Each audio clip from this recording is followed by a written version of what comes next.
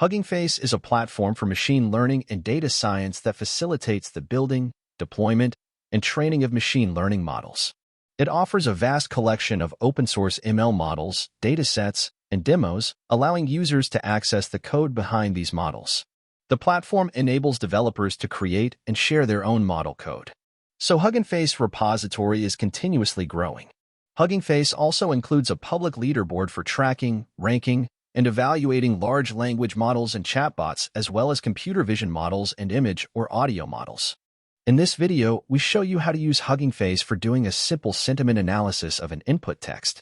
We do this by a popular Python library in HuggingFace, which is called Transformer.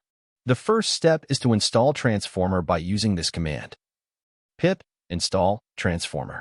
We then import the pipeline module from this library. Pipeline provides an easy way to use models in HuggingFace. In fact, it acts as an API to interact with the models of interest. Then we create a pipeline object, and we pass an input argument which specifies the name of the model or the task of interest. In this example, we want to do sentiment analysis.